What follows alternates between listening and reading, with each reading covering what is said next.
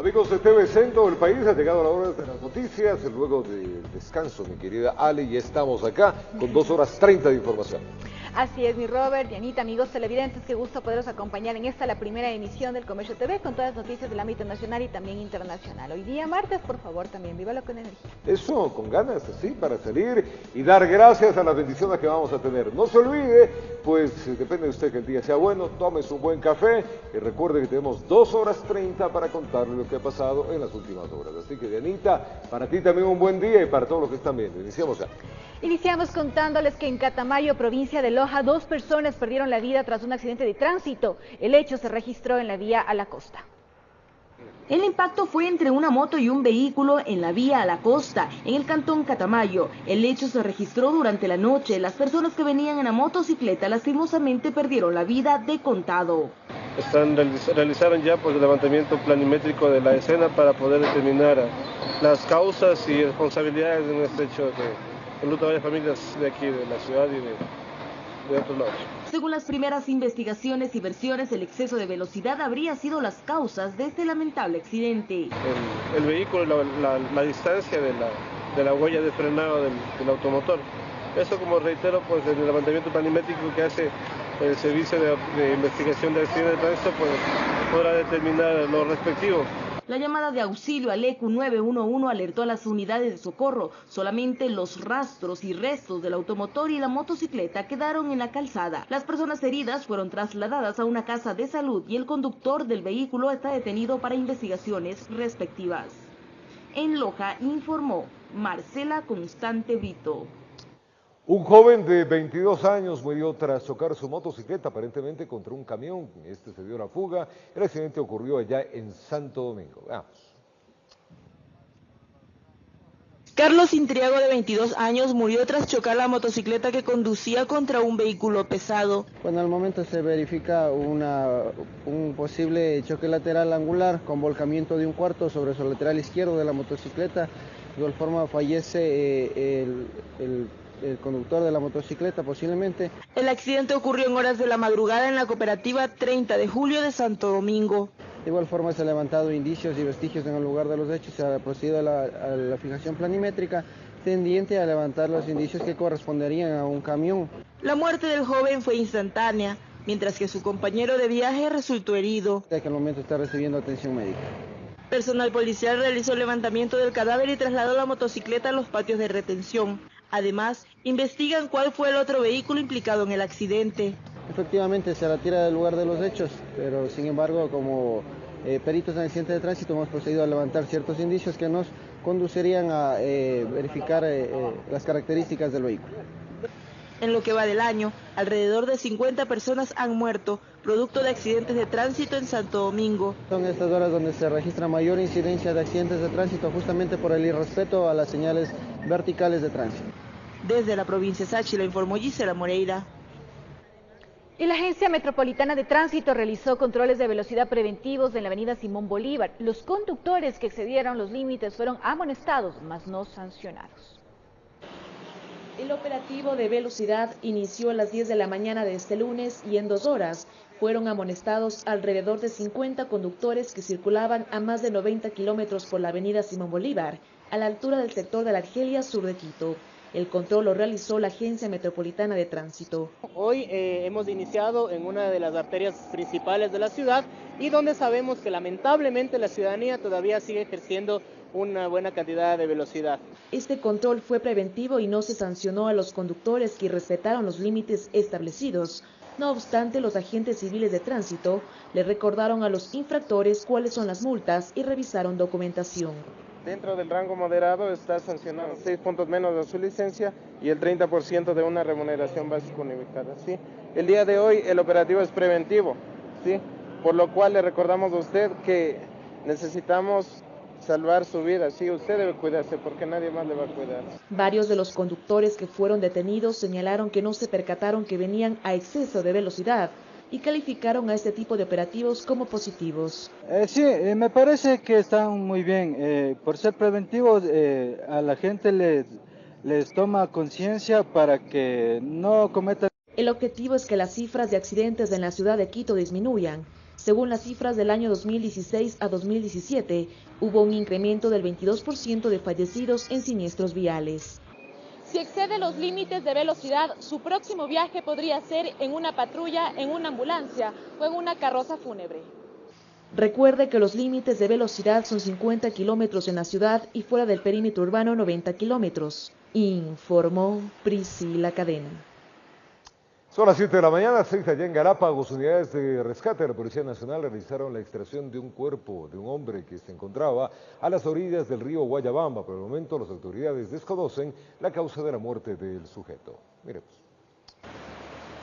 Trabajadores de una cantera ubicada cerca del río Guayabamba, en el kilómetro 14, dieron la alerta al ECU 911 de que un cuerpo se encontraba a las orillas de la corriente. Entramos todas las unidades policiales como criminalística, GOED y NACED para realizar la investigación previa de un cadáver que se encuentra en el río, la cual con las unidades especiales procedimos a extraer. A la llegada de las unidades de rescate lograron constatar que se trataba de un hombre que se encontraba solo en ropa interior y que se había quedado atrapado sobre una piedra.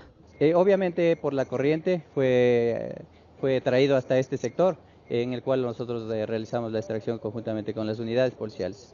Sí, se logró la extracción de un cuerpo sin vida de aproximadamente unos 30 años de edad. Se desconoce su causa del deceso y asimismo el paradero. Para lograr el rescate del fallecido se necesitó de la ayuda de maquinaria pesada y de los conocimientos de los rescatistas, ya que la torrente del río estaba fuerte. La corriente está demasiado fuerte, pero gracias a las técnicas de rescate se logró la extracción de la persona, que desconocemos sus nombres.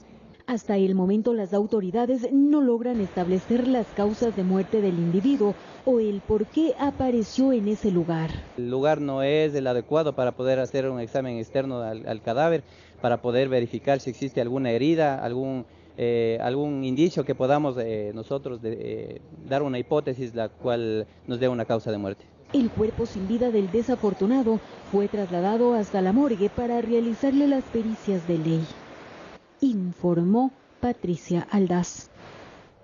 Y el segundo más buscado de la provincia de Pastaza fue detenido al oriente de Quito. Está sentenciado a más de 29 años de prisión por el delito de violencia de género.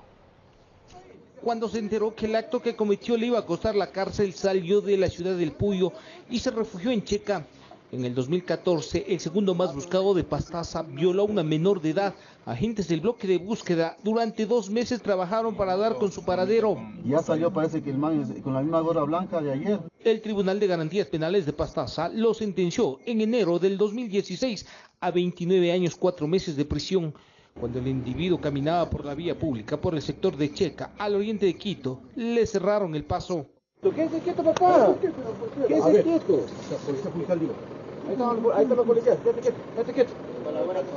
En vigencia una boleta de encarcelamiento. Cacuango López Juan Pablo, quien se encuentra considerado como responsable de un delito de acción de violencia sexual en contra de una menor de edad de 13 años. Por más de 2 años logró esconderse, pero el largo brazo de la ley lo sorprendió iniciando la semana, uno menos de la lista de prófugos por violencia de género de la agenda del bloque de búsqueda.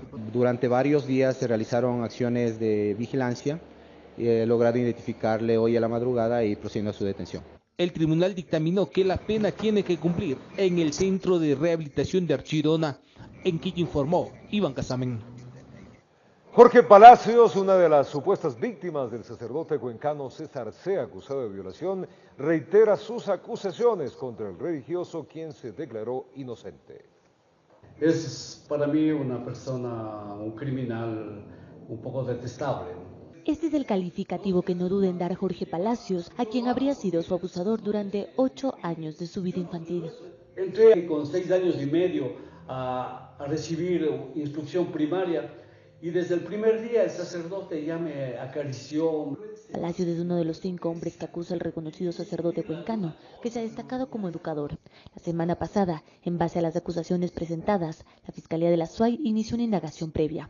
En tanto, la Iglesia Católica también ha investigado las acusaciones. En una declaración hecha a un perito internacional, César C. dijo ser inocente y rechazó los delitos que se le imputan. No sé quién me acusa y tampoco me interesa. Además, cuestionó al Papa Francisco asegurando que le llama la atención la actitud del pontífice de pedir perdón a las víctimas. El Papa Francisco descienda y se baje de su dignidad de sucesor de Pedro y se ponga a la altura de unos malhechores pidiéndoles perdón. Para los presuntos afectados y sus familias, estas declaraciones indignan, más aún cuando el religioso señaló que en el abuso se da cierta complicidad con las víctimas. Puesto que aquel que quiere mantenerse íntegro no permite que el abuso tenga lugar. Éramos niños de 5 años, de 6 años, de 7 años y no sabíamos cómo defendernos. La Arquidiócesis de Cuenca señaló que la filtración de la declaración de César C. agrava su situación, pues estos documentos son reservados. En tanto, Palacios y otras supuestas víctimas que se han unido continúan en su lucha de exigir justicia y también llaman a denunciar a otros que, como ellos, habrían sufrido abusos. Que por favor se visibilicen, saquen a la luz para que él sea castigado y que con sus bienes pague el crimen que cometió. Informó Carolina Basante.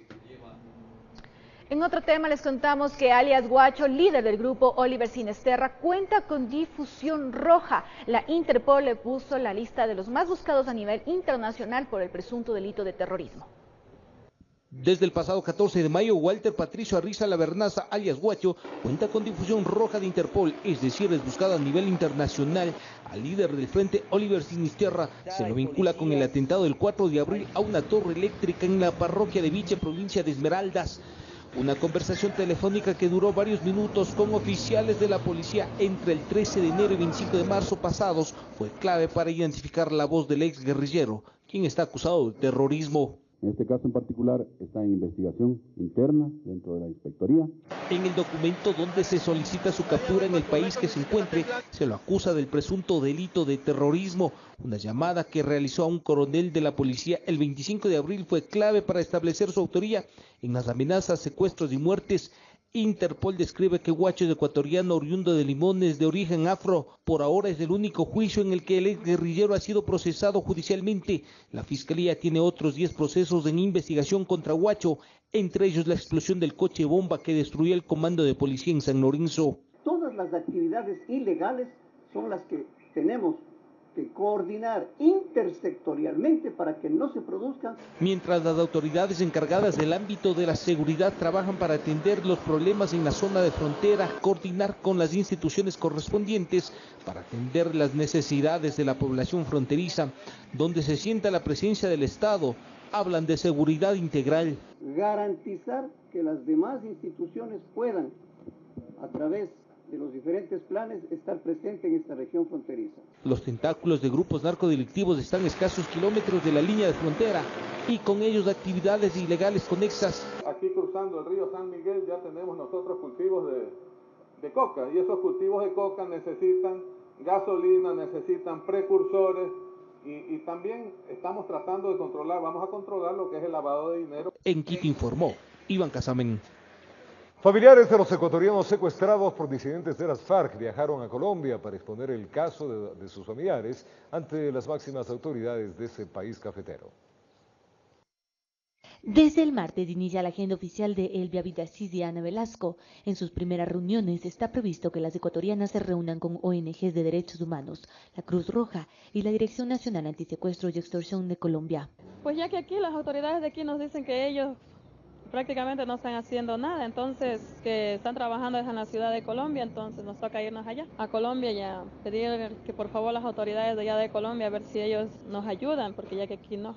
El miércoles mantendrá un encuentro con la Fiscalía del país cafetero y representantes de Naciones Unidas. También se espera una reunión con personal de la Procuraduría. Nuestro derecho como familia es que nos den información de nuestra familia y nosotros como familia queremos saber qué es lo que está pasando y qué realmente están haciendo o cuál es la información que ellos tienen. Las familias de los ecuatorianos que llevan 57 días secuestrados por el Frente Oliver Sinisterra realizan este viaje acompañadas de representantes del gobierno ecuatoriano, que también costeó los pasajes aéreos, el alojamiento y la alimentación durante la visita, pero de su parte realizaron una rifa solidaria en la que pudieron vender más de 2.000 boletos para poder reunir fondos, informó Carolina Basante. Y es momento de irnos una pausa comercial, amigos televidentes. Al volver les contamos que el Consejo de Participación Ciudadana Transitorio cesó en funciones a los miembros del Consejo de la Judicatura como parte del proceso de evaluación. Y muchísima atención, al regresar, el gobierno anuncia desclasificación de información en casos Lara, Balda, Gabela y Romo. Esto y más en la primera emisión del Noticiero del Comercio TV en la señal de Televicentro. Una pausa y venimos.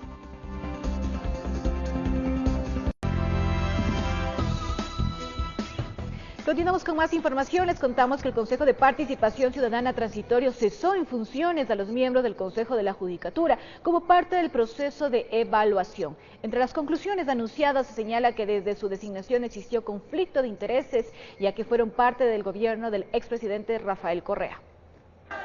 6 horas duró la lectura de la resolución sobre la evaluación a los vocales del Consejo de la Judicatura, proceso a cargo del Consejo de Participación Ciudadana y Control Social Transitorio. Cesar en funciones y dar por terminado el periodo constitucional de los vocales del Consejo de la Judicatura. Evaluación que se desarrolló bajo 5 parámetros: legitimidad del cargo, cumplimiento de funciones, gestión de recursos públicos, transparencia y evaluación ciudadana. De conformidad con los numerales 3 y 5 del artículo 11 de la Constitución, este Pleno reafirma su competencia otorgada para realizar la presente evaluación. El análisis arrancó desde la designación del actual Consejo de la Judicatura, donde se advirtió existirían irregularidades cometidas por el Consejo Ciudadano cesado en funciones. Los conflictos de intereses previamente fijados devinieron en el incumplimiento de sus funciones, pues estos miembros omitieron considerar las vinculaciones que tenían los postulantes a vocales del Consejo de la Judicatura con el Ejecutivo. En el Teatro Universitario de la Universidad Central del Ecuador en Quito, se destinó una mesa para los funcionarios de la Judicatura, pero estos no asistieron. La red de conexiones entre la función judicial y las funciones ejecutivas y de control a través de articulaciones previas con el expresidente de la República Rafael Correa Delgado, el excontralor Carlos Poli, el asesor jurídico de la presidencia Alexis Mera y el expresidente de la Asamblea Nacional José Serrano. Se dio un ejemplo de cómo supuestamente se manejaba mal la justicia. Juicio número 17811-2014-00757G. Descripción: José Rafael Núñez Rodas en contra del Consejo de la Judicatura. Se comprueba hackeo de sentencia.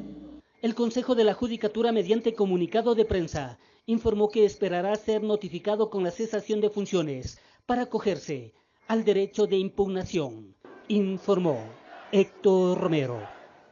Vamos a contarle que la Comisión de Fiscalización resolverá este próximo viernes si da paso o no al juicio político en contra de los destituidos vocales del Consejo de la Judicatura. Hay denuncias de que dentro de la Asamblea existiría un preacuerdo para archivar el enjuiciamiento.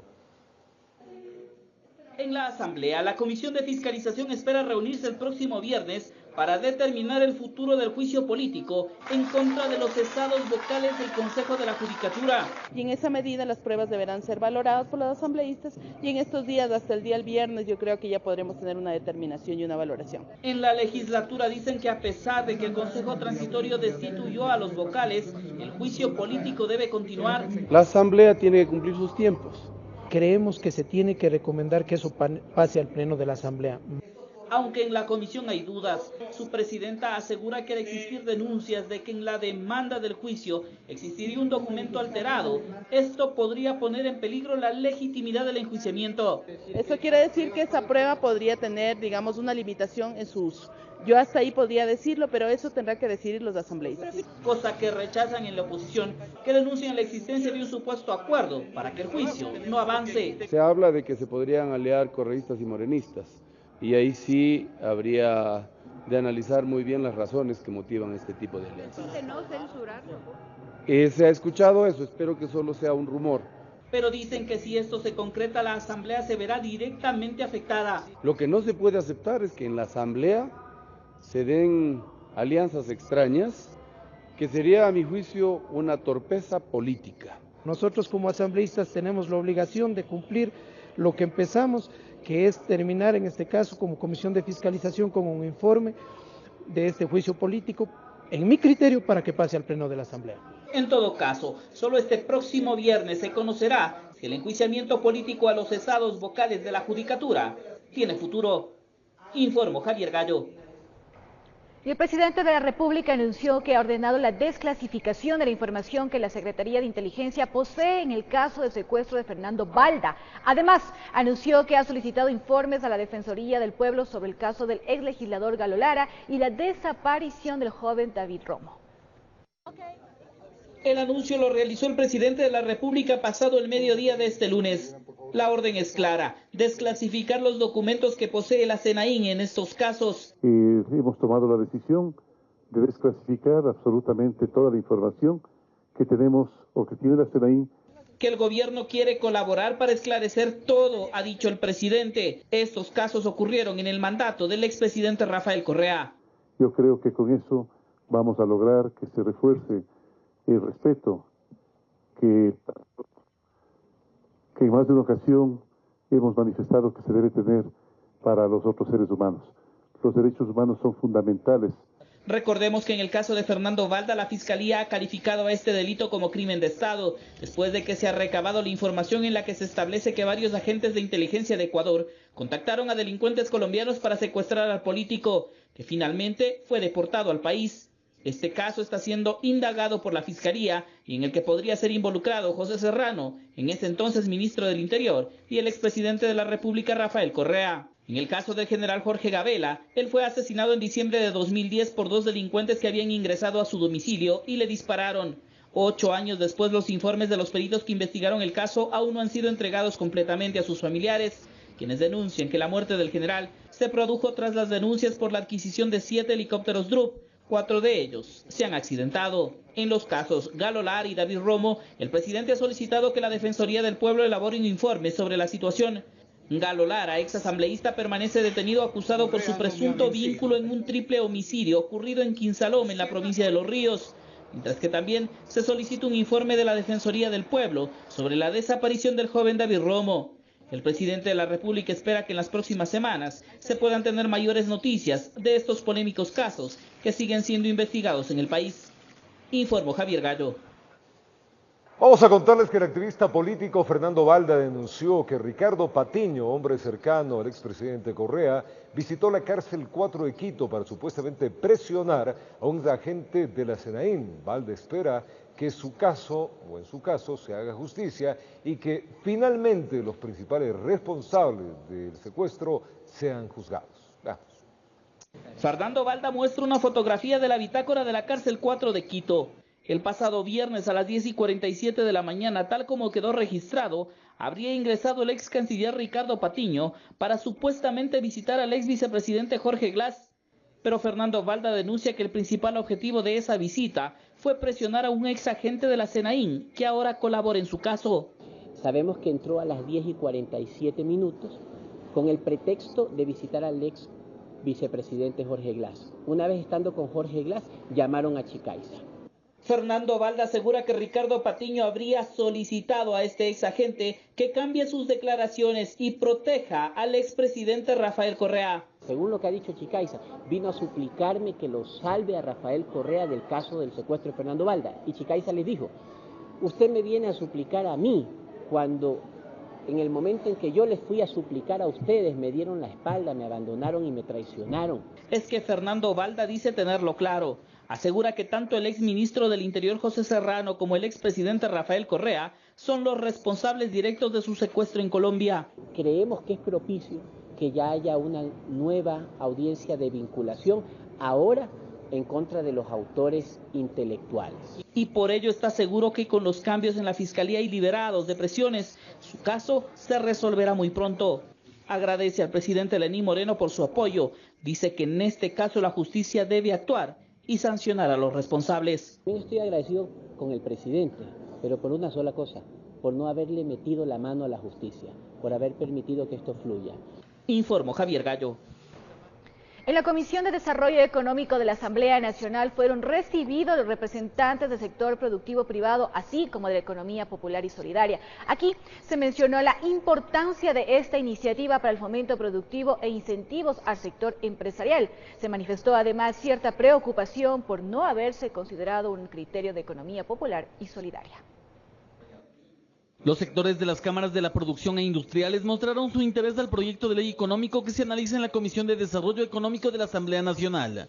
Un punto que coincide fue la eliminación al impuesto a la salida de divisas. Es un gran proyecto de ley, es una muy buena iniciativa, sin embargo, digamos, a nivel macro va muy bien, pero a nivel micro todavía en el Ecuador se sigue adoleciendo de mucha tramitología. Durante este análisis, Patricio Alarcón, titular de la Cámara de Comercio de Quito, manifestó que el proyecto debería incorporar una limitación en el porcentaje de inversión del sector público, así como al gasto fiscal. Deberíamos tratar lo mismo con el Instituto Ecuatoriano de Seguridad Social. Deberíamos básicamente blindar la posibilidad de que el Estado se vuelva a tomar recursos de los trabajadores ecuatorianos. En este sentido, el asambleísta César Ron se refirió a una modificación al Código Monetario y Financiero, proyecto que ya habría sido aprobado por el CAL. El Banco Central no puede ser prestamista del Estado ecuatoriano, que no se toque la reserva monetaria y que no se toquen los dineros de la seguridad social que no son del gobierno, sino de los afiliados.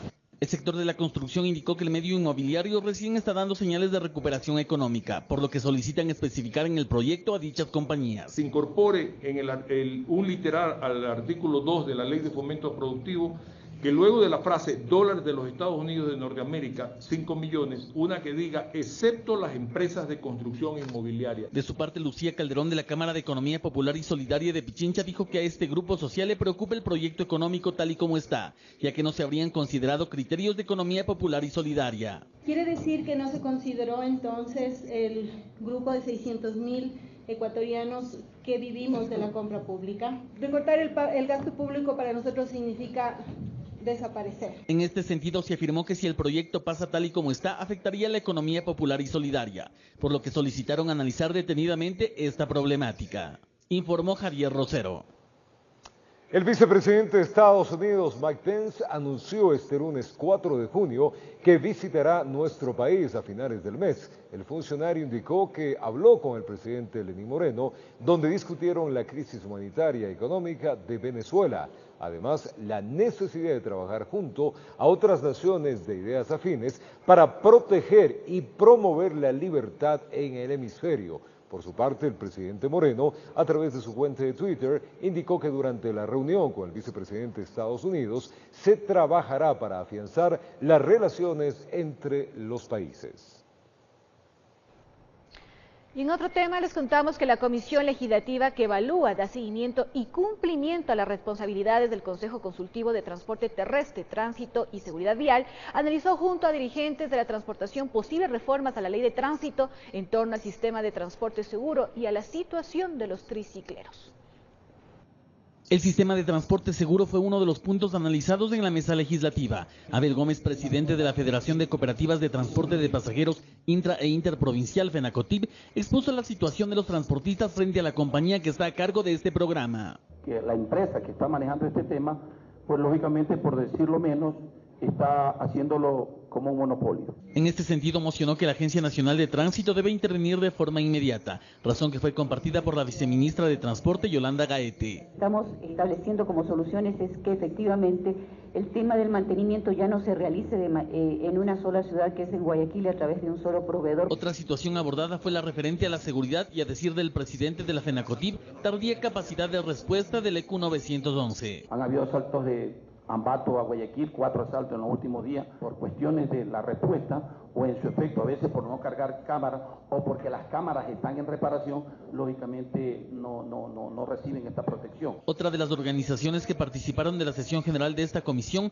fueron los tricicleros del Oro, quienes manifestaron su inconformidad por los 6 años de vida útil que demanda la ley para sus transportes. Y nuestra preocupación es aquí en esta reunión para hablar sobre que nos den unos 2 años más de vida útil. Una tricimoto en el país afirman tiene un valor de $7,000, mientras que en Perú costaría $2,500, razón por la que este sector, que cobra 50 centavos por carrera, indica sería exagerado y su rentabilidad muy baja. Nosotros hacemos transporte económico, somos gente humilde, no somos, por eso el gobierno lo puso como transporte alternativo. Sobre este tema, la asambleísta por el Oro, Rosa Orellana, indicó que se debe llegar a acuerdos con la Agencia Nacional de Tránsito, además de gestionar razones objetivas que permitan brindar mejores oportunidades a alrededor de 800 familias que se dedican a este negocio. Y ahora están molestando también los agentes de tránsito a estas personas, indicándole que tienen que poseer la licencia tipo 1, cuando en la provincia del Oro no existen escuelas de capacitación. Esta comisión deberá hasta el mes de noviembre tener listo el informe final con las posibles reformas a la ley de tránsito. Según indicaron los legisladores, en las próximas semanas estará listo el informe para primer debate a ser expuesto en el pleno de la legislatura, informó Javier Rosero.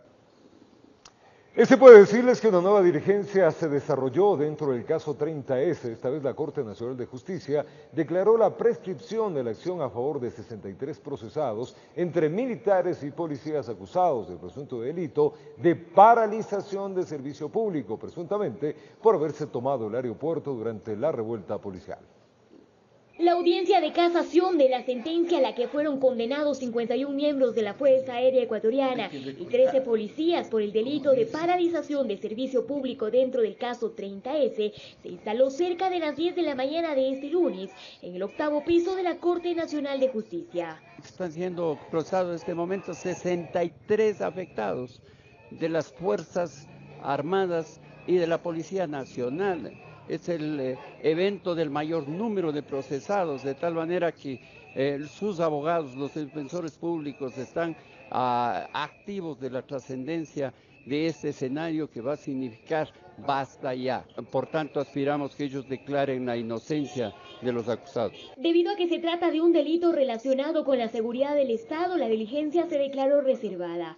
Esto mientras que en los bajos del organismo se concentraron con carteles, pancartas y consignas familiares y amigos de los procesados, quienes confiaban que las nuevas supuestas pruebas demostrarían la inocencia de los uniformados. Informe de la Contraloría General del Estado, del informe secreto del SENAIN, que determina que se manipularon evidencias, se borraron documentos, falsos testigos y se utilizaron fondos públicos para perseguir a inocentes. Los 63 procesados fueron investigados por una serie de delitos, finalmente sentenciados por paralización de servicio público, presuntamente al tomarse el aeropuerto Mariscal Sucre el 30 de septiembre del 2010 durante la revuelta policial. Originalmente empezó con atentado contra la seguridad del Estado, terrorismo, y concluyó finalmente con obstruir servicios públicos, pero han sido perseguidos durante 8 años. Luego de varias horas de audiencia, el Tribunal Penal de la Corte Nacional, presidido por Iván Saquicela,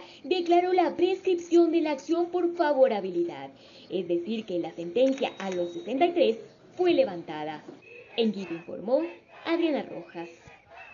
Hay buenas noticias para el ciclismo, escuchen bien. El presidente Lenín Moreno anunció la colaboración del gobierno nacional en la Vuelta Ciclística a nuestro país, una competencia que hay que recordar que es de élite y que no se realizaba desde el año 2014.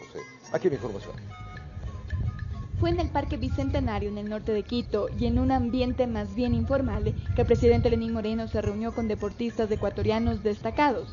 Su objetivo fue darles a conocer las acciones que se emprenden desde el gobierno para los deportistas, a quienes comparó con héroes. A veces el cuerpo de uno no está destinado a ser el mejor, pero sin duda alguna aquello que les da la heroicidad es el esfuerzo adicional que realizan.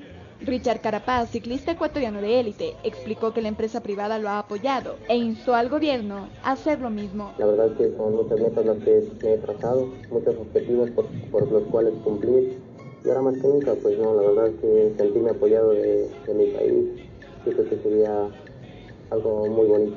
Moreno agradeciendo las palabras de los deportistas y felicitándolos por haber superado las 14 medallas de oro que ganaron en el 2017, con 16 hasta el momento en los Juegos Suramericanos, aseguró que así será. Ya mismo agregó que el gobierno apoyará este año la competencia denominada la Vuelta Ciclística al Ecuador, la cual había sido suspendida por 4 años. Hagámosla, hagámosla. Organicemos la Vuelta a la República. La ministra del Deporte, Andrea Sotomayor, por su parte explicó que en los próximos días habrá reuniones con el Ministerio de Turismo y los organizadores de la competencia para saber cómo el gobierno podrá colaborar con la misma. La vuelta ciclística está alrededor de entre 150 y 180 mil dólares. Vamos a ver qué aporte podemos dar del gobierno, pero sobre todo creo que es importante también que se una la empresa privada. Se tiene previsto que la vuelta ciclística por el Ecuador recorra 7 provincias y se desarrolle en el próximo mes de octubre. En Quito informó Andrea Urbe.